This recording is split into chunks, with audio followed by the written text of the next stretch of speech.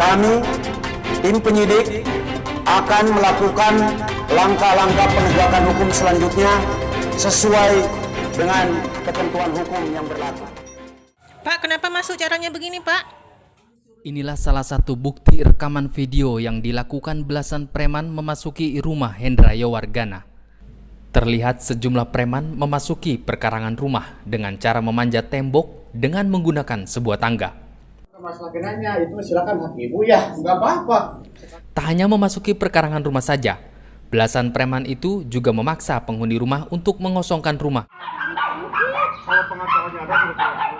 Keluarga korban yang menolak untuk mengosongkan rumah tersebut membuat belasan preman merasa kesal, sehingga preman-preman tersebut melakukan tindakan kekerasan secara verbal dan non-verbal.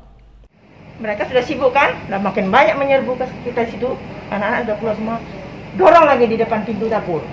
Begitu sampai di pintu dapur, langsung giniin saya. Ayo bu, ayo bu, sampai keluar. Anak saya langsung ini di depan pintu. Anak saya bilang, udah. Kami nggak mau keluar sebenarnya sebelum anak saya masuk, tapi anak saya nggak bisa masuk, pintu dikunci. Belasan preman tersebut juga merusak tembok pembatas dengan melubangi, mengelas pintu besi, dan menemboknya setinggi beberapa meter.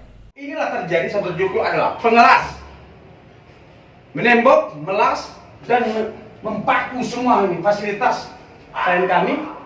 Dan ada lagi di tembok sebelah, pintu-pintu sebelah semua dipaku. Atas ancaman dan intimidasi yang dilakukan preman-preman tersebut, kini keluarga korban merasa trauma dan telah melaporkannya ke Polda Jawa Barat.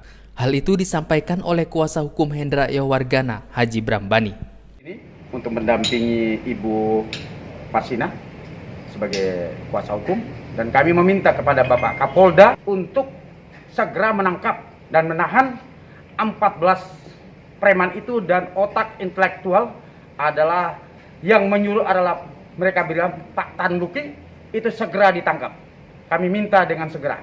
Menindaklanjuti laporan korban, Kepolisian Daerah Jawa Barat segera melakukan penangkapan para pelaku yang dilaporkan oleh keluarga korban pada tanggal 3 Februari 2021.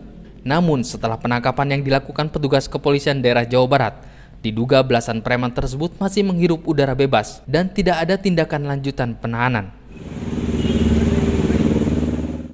Merasa tidak puas atas ketidaklanjutan penangkapan terhadap pelaku, kini keluarga Hendra Yowardana beserta kuasa hukumnya melaporkan kasus tersebut ke Bareskrim Polri dan meminta untuk melakukan penyelidikan langsung oleh Kabareskrim Polri, Divpropam Polri maupun Kapolri, karena keluarga korban menduga terdapat ada penyimpangan oleh pihak penyidik Polda Jawa Barat. Yang menghambat dari penundaannya pemeriksaan ini yang kami rasakan selama ini.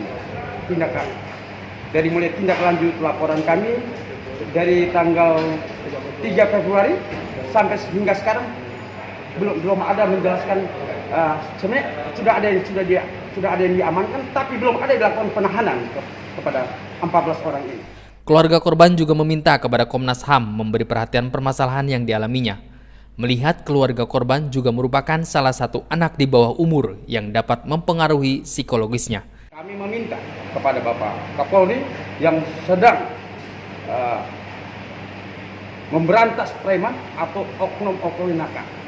Maka kami meminta melihat kasus kami yang lambatnya dalam penyidikan, yang mau menetapkan tersangka, ada upaya menghambat dan menghalangi jalannya gelar tersangka ini, maka kami bersurat perlindungan hukum kepada Bapak Kapolri agar memerintahkan kepada jajarannya, dalam hal ini Bapak Kabareskrim, Pak Karwasdi, kami meminta untuk ditariknya LP kami ke Bareskrim untuk diadakan gelar perkara khusus menetapkan tersangka.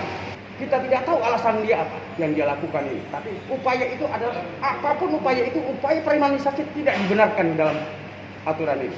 Dari Jakarta, Tim Liputan Mata News melaporkan.